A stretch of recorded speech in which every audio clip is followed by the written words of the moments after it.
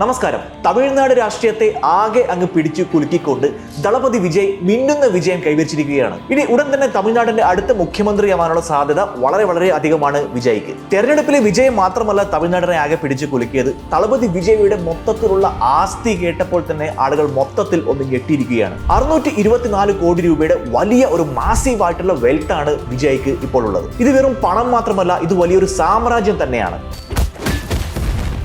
അതുമാത്രമല്ല, പ്രതിമാസം വരുമാന ഇനത്തിൽ 15 കോടിയോളം രൂപയാണ് വിജയ്ക്ക് കിട്ടിക്കൊണ്ടിരിക്കുന്നത്. ഒരു സിനിമാ നടന്റെ പ്രതിമാസ വരുമാനം ഇപ്പോൾ രാജ്യത്തിലെ തന്നെ വ്യവസായികളോട് കിടപിടിക്കുന്ന ഒന്നാണ്. വിജയ് പണ്ട് 15,000 രൂപയ്ക്ക് വാങ്ങിയ ഒരു ഭൂമിയുടെ ഇപ്പോഴത്തെ വില കോടികളാണ്. ഇതുപോലെ വിജയ് ഉണ്ടാക്കിയെടുത്ത റിയൽ എസ്റ്റേറ്റ് മാജിക് എന്ന് പറയുന്നത് ജനങ്ങളെ ആകെ അമ്പരപ്പിക്കുന്ന ഒന്നാണ് എന്ന കാര്യത്തിൽ യാതൊരു സംശയവുമില്ല.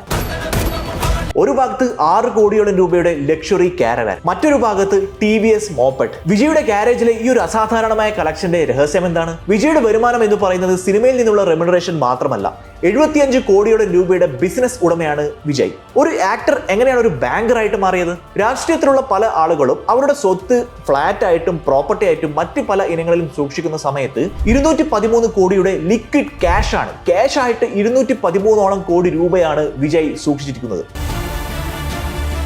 ഇത്രയും പണം പുള്ളി എവിടെയായിരിക്കും സൂക്ഷിക്കുന്നത്? ഇലക്ഷൻ കമ്മീഷന് കൊടുത്ത 27 പേജ് അഫിഡവിറ്റിനകത്ത് എന്തൊക്കെയാണ് എഴുതിയിട്ടുള്ളത്? സിനിമയിൽ മാത്രമല്ല, റിയൽ എസ്റ്റേറ്റ് മേഖലയിലും വിജയ് ഒരു തളപതി തന്നെയാണ് എന്ന കാര്യമാണ് ഇവിടെ തെളിയിച്ചുകൊണ്ടിരിക്കുന്നത്. ബോസല മലയാളത്തിന്റെ ഏറ്റവും പുതിയ വീഡിയോയിലേക്ക് ഏവർക്കും സ്വാഗതം. ഞാൻ അവിനാശ്.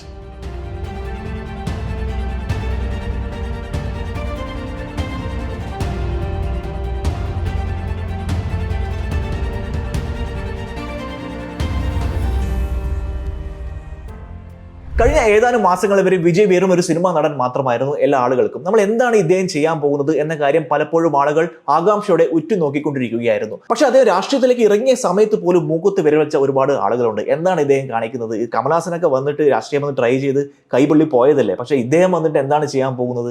അങ്ങനെ പല സംശയങ്ങളും പല ഇടങ്ങളിലും ആളുകൾക്ക് ഉണ്ടായിരുന്നു.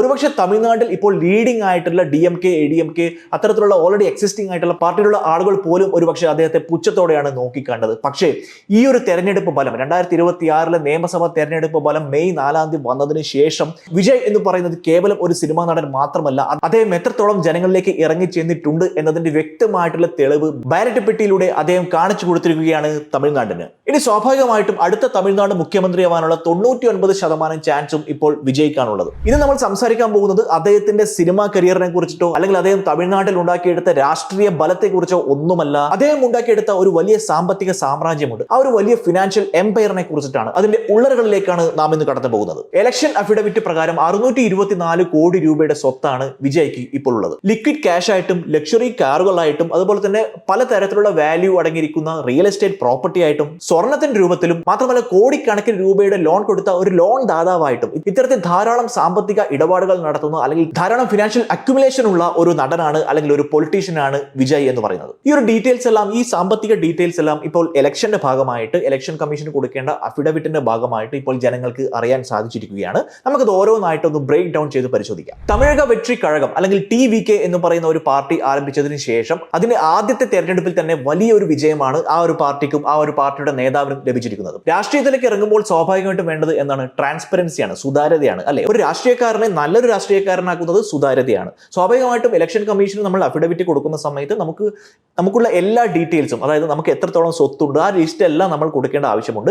അങ്ങനെ കൊടുത്തതിന്റെ ഭാഗമായിട്ടാണ് വിജയുടെ സ്വത്ത് വിവരങ്ങൾ ഇപ്പോൾ നമുക്ക് മനസ്സിലായിട്ടുള്ളത്. 624 കോടി രൂപയുടെ ടോട്ടൽ അസറ്റാണ് വിജയ്ക്കുള്ളതെന്ന് ഞാൻ ഓൾറെഡി നിങ്ങളോട് പറഞ്ഞു കഴിഞ്ഞു. അതിൽ 404 കോടി രൂപ മൂവബിൾ അസറ്റ് ആയിട്ടും 220 കോടി രൂപ ഇമ്മൂവബിൾ അസറ്റ് ആയിട്ടുമാണ് ഉള്ളത്. അതായത് 404 കോടി രൂപ ബാങ്ക് ബാലൻസ് ആയിട്ടും FD ആയിട്ടും കാറായിട്ടും സ്വർണമായിട്ടും അതുപോലെ തന്നെ കൊടുത്ത ലോണുകളായിട്ടുമാണ് ഇത്തരത്തിലുള്ള മൂവബിൾ അസറ്റ് ആയിട്ടാണ് 404 കോടി രൂപ വിജയ് വെച്ചിരിക്കുന്നത്. ബാക്കിയുള്ള 220 കോടി രൂപയുടെ ഇമ്മൂവബിൾ അസറ്റ് ഭൂമിയുടെ രൂപത്തിലും അതുപോലെ തന്നെ വീടുകളായിട്ടും കൊമേഴ്ഷ്യൽ ബിൽഡിങ്ങുകളായിട്ടും ഒക്കെയാണ് വിജയ് സൂക്ഷിച്ചു വെച്ചിരിക്കുന്നത്. അദ്ദേഹത്തിന്റെ പ്രതിവർഷ വരുമാനം എന്ന് പറയുന്നത് 184.53 കോടി രൂപയാണ്. ഇത് പ്രതിമാസം ആകുന്ന സമയത്ത് ഒരു മാസം ലഭിക്കുന്ന അദ്ദേഹത്തിന്റെ വരുമാനം ഏകദേശം 15 കോടി രൂപയോളമാണ്. അദ്ദേഹം എവിടെയായിരിക്കും ഈ പണമെല്ലാം സൂക്ഷിച്ചു വെക്കുന്നത് എന്ന കാര്യത്തിൽ എല്ലാവർക്കും ഒരു ആകാംക്ഷ ഉണ്ടാവും, അല്ലെ? വളരെ കൂടിയ ലിക്വിഡിറ്റിയാണ് അദ്ദേഹം സൂക്ഷിച്ചിരിക്കുന്നത്. ഞാൻ നേരത്തെ ഓൾറെഡി മെൻഷൻ ചെയ്തു കഴിഞ്ഞു, 213 കോടി രൂപ അദ്ദേഹം സേവിങ്സ് അക്കൗണ്ടിൽ മാത്രം നിക്ഷേപിച്ചിട്ടുണ്ട്. അതുപോലെ തന്നെ പല പല ബാങ്കുകളിലായിട്ട് 100 കോടി രൂപയോളം ഫിക്സഡ് ഡെപ്പോസിറ്റ് ആയിട്ടും അദ്ദേഹം നിക്ഷേപിച്ചിരിക്കുന്നു. ആക്സിസ് ബാങ്കിൽ 40 കോടി രൂപ,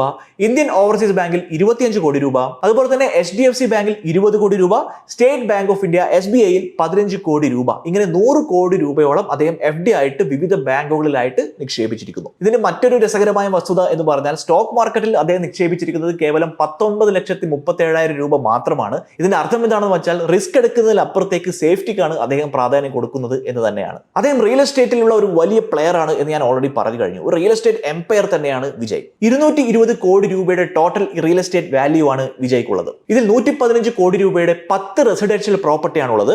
മാത്രമല്ല 82 കോടി 80 ലക്ഷം രൂപയുടെ കൊമേഴ്ഷ്യൽ പ്രോപ്പർട്ടിയും അദ്ദേഹത്തിനുണ്ട്. കൂടാതെ 22 കോടി രൂപയുടെ ഭൂമിയും വിജയ്ക്കുണ്ട്. ഞാൻ വീഡിയോയുടെ തുടക്കത്തിൽ പറഞ്ഞതുപോലെ അദ്ദേഹം 1997 വാങ്ങിച്ച ഭൂമിയുടെ വില 15,000 രൂപയായിരുന്നു. പക്ഷേ ഇന്ന് അതിന്റെ വില 10 ലക്ഷം രൂപയ്ക്ക് മുകളിലാണ്. ഇനി അദ്ദേഹത്തിന്റെ കാറ് അതുപോലെ തന്നെ ലൈഫ് സ്റ്റൈൽ കാര്യങ്ങളിലൊക്കെ വരികയാണെങ്കിൽ 13.5 കോടി രൂപയോളം വില വരുന്ന വാഹന ശേഖരമാണ് വിജയ്ക്കുള്ളത്. ഇതിൽ 3 കോടി രൂപയുടെ ലെക്സസ്, 2 കോടി രൂപയുടെ BMW i7, മാത്രമല്ല 6 കോടി രൂപയുടെ ലക്ഷറി കാരവാൻ. പക്ഷേ ഇതിൽ ട്വിസ്റ്റ് ഇതൊന്നുമല്ല. ഇത്രയും ലക്ഷറി കാറുകൾ ഒരു വശത്ത് ഉള്ളതുപോലെ തന്നെ അദ്ദേഹത്തിന്റെ ഗാരേജിന്റെ മറ്റൊരു ഭാഗത്ത് ഒരു സ്വിഫ്റ്റ് കാർ, ഒരു TVS XL മോപ്പഡ്. സോ ഒരു പെർഫെക്റ്റ് ആയിട്ടുള്ള ലക്ഷറി പ്ലസ് സിംപ്ലിസിറ്റി എന്ന രീതിയിലുള്ള ഒരു ഗാരേജ് ആണ് അദ്ദേഹം സൂക്ഷിച്ചിരിക്കുന്നത്. 1.2 കോടി രൂപയുടെ സ്വർണ്ണമാണ് വിജയുടെ കയ്യിലുള്ളത്. മാത്രമല്ല അദ്ദേഹത്തിന്റെ ഭാര്യ സംഗീതയുടെ കയ്യിലുള്ളത് 4 കോടി രൂപയുടെ സ്വർണ്ണമാണ്. കൂടാതെ 1 കോടി രൂപയുടെ രത്നാഭരണങ്ങളും അദ്ദേഹത്തിനുണ്ട്. ഭാര്യയുടെ പേരിൽ മാത്രമുള്ള സ്വത്ത് ഏകദേശം 15 കോടി 76 ലക്ഷം രൂപയോളമാണ്. മാത്രമല്ല ഒരു ഫിനാൻഷ്യർ ആയിട്ടും ഒരു ലോൺ ദാതാവായിട്ടും വിജയ് പ്രവർത്തിച്ചു വരുന്നു. 75.5 കോടി രൂപയോളം പല വ്യക്തികൾക്കായും പല കമ്പനികൾക്കായും പല ട്രസ്റ്റുകൾക്കായും വിജയ് നൽകിയിരിക്കുന്നു. സോ പണം വെറുതെ സമ്പാദിച്ച് സൂക്ഷിച്ചു വെക്കുക എന്നതിലുപരി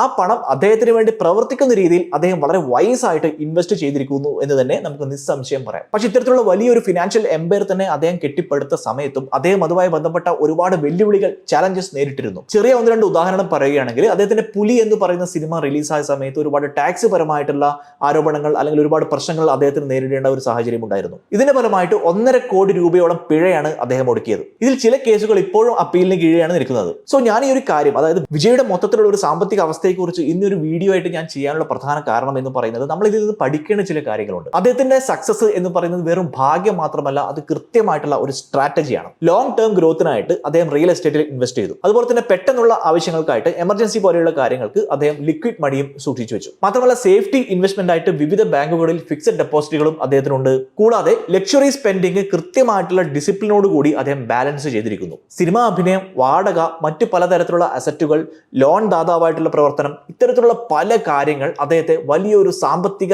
രാജാവാക്കി എന്ന് തന്നെ പറയാം. ഇളയ ദളപതി എന്ന് നമ്മൾ പണ്ട് വിളിച്ച ആൾ ദളപതി ആയത് എങ്ങനെയാണ്? സിനിമാ അഭിനയത്തിലൂടെ മാത്രമല്ല, കൃത്യമായിട്ടുള്ള ഫിനാൻഷ്യൽ സ്ട്രാറ്റജി, ഫിനാൻഷ്യൽ പ്ലാനിങ്ങിലൂടെ ആണ് എന്ന കാര്യം നമുക്ക് നിസ്സംശയം പറയാം. ഒരു സൂപ്പർ സ്റ്റാറിൽ നിന്നും ഒരു പൊളിറ്റിക്കൽ പവർ ഹൗസിലേക്കുള്ള വിജയുടെ യാത്ര അത്ര എളുപ്പമായിരുന്നില്ല. അദ്ദേഹം പല തരത്തിലുള്ള സ്ട്രഗിൾ എല്ലാം കഴിഞ്ഞുകൊണ്ടാണ് ഇന്ന് നിൽക്കുന്ന അവസ്ഥയിലേക്ക് എത്തിയിരിക്കുന്നത്. 624 കോടി രൂപയുടെ സ്വത്താണ് വിജയ് ഇലക്ഷൻ കമ്മീഷന് ഡിക്ലെയർ ചെയ്തിരിക്കുന്നത്. അതുകൊണ്ട് തന്നെയാണ് നമുക്ക് ഇതിനെക്കുറിച്ചുള്ള ഒരു ധാരണ കിട്ടിയത്. ഇത്രയും കാലം നമ്മൾ വിചാരിച്ചിരുന്നത് അദ്ദേഹം സിനിമയിൽ അഭിനയിച്ച റെമ്യൂണറേഷൻ കൊണ്ട് മാത്രമാണ് വലിയൊരു സാമ്പത്തിക സാമ്രാജ്യം കെട്ടിപ്പടുത്തത് എന്നാണ്. പക്ഷേ ഒരിക്കലുമല്ല. പല തരത്തിലുള്ള ബിസിനസ്സുകളിൽ ഏർപ്പെട്ടുകൊണ്ട് കൃത്യമായിട്ടുള്ള സ്ട്രാറ്റജിയിലൂടെ കൃത്യമായിട്ടുള്ള ഡിസിപ്ലിൻ മെയിൻറ്റെയിൻ ചെയ്തുകൊണ്ടാണ് അദ്ദേഹം ഇന്ന് നിൽക്കുന്ന ലെവലിൽ എത്തി നിൽക്കുന്നത് എന്ന് നമുക്ക് നിസ്സംശയം പറയാം. നമുക്ക് മറ്റൊരു വീഡിയോയുമായി വീണ്ടും കാണാം. Bye. Brand partnerships and advertising എൻക്വയറീസിനായി ഇമെയിൽ ID brand@boswala.com അല്ലെങ്കിൽ 9108014192 എന്ന വാട്സ്ആപ്പ് നമ്പറിലോ ബന്ധപ്പെടൂ. Boswala, be the boss.